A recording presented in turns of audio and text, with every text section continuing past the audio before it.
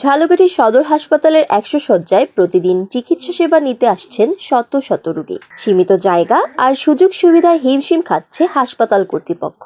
প্রায় ৭ বছর আগে হাসপাতাল চত্বরে ১৫০ শয্যার একটি বহুতল ভবনের নির্মাণ কাজ শুরু হলেও এখনো শেষ হয়নি। ফলে আধুনিক চিকিৎসা সেবা থেকে বঞ্চিত হচ্ছে জেলার মানুষ, ব্যাহত হচ্ছে চিকিৎসা সেবা। মা ও শিশু ওয়ার্ডের রোগীর পাশাপাশি রাখা হচ্ছে হাসপাতালের আসবাবপত্র, বেডের ফোম থেকে শুরু করে স্টোর রুমের জিনিসপত্র পর্যন্ত। এতে ভোগান্তি বাড়ছে রোগীদের। ভবনটা যদি চালু হয় হয়তো আমাদের এই সমস্যা থেকে একটু সমাধান পাওয়া যাবে। তো কেবিনের ভিতরে থাকার, রোগী থাকার জন্য মাল জিনিস রাখার জায়গা নেই, অথচ তারা অর্ধেক গোডাউন বানায় রাখছে, আর অর্ধেক কোনো রকমের কটা সিট আছে থাকার জন্য। আমাদের বড় ভবনটার কাজটা যদি দ্রুত সম্পন্ন হয় তাহলে আমাদের রোগীদের জন্য খুব সহজ হয় এবং আমরা দ্রুততার সাথে আমাদের রোগীদের সেবা নিতে পারি।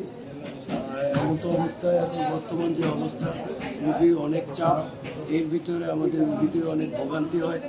এই ভোগান্তি দূর করার জন্য যত দ্রুত সম্ভব আমাদের সামনে যে বড় হসপিটালটা আছে, এটা ঊর্ধ্বতন কর্তৃপক্ষের কাছে আমাদের বিশেষ অনুরোধ যাতে এটা দ্রুত কাজটি সম্পন্ন করে।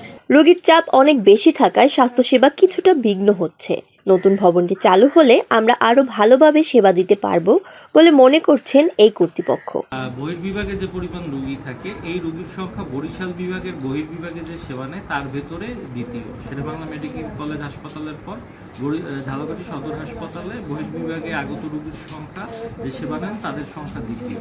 আমাদের এখানে হাসপাতালটি ১০০ শয্যায় উন্নত হয়েছে, বর্তমানে ১০০ শয্যা, সেখান থেকে ২৫০ শয্যায় উন্নীত হওয়ার জন্য যে বিল্ডিং তৈরি হয়েছে, ওই বিল্ডিং আমরা হ্যান্ডওভার যদি দ্রুত পাই, এই রোগীদেরকে একটু বসতে দেওয়া, তাদেরকে সময় নিয়ে চিকিৎসা দেওয়া, এটা আমাদের পক্ষে সম্ভব হবে।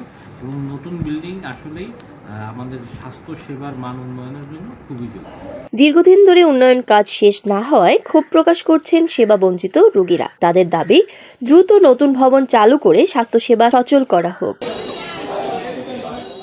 বিথি শর্মা বণিক, লাল সবুজ প্রকাশ, ঝালকাঠি।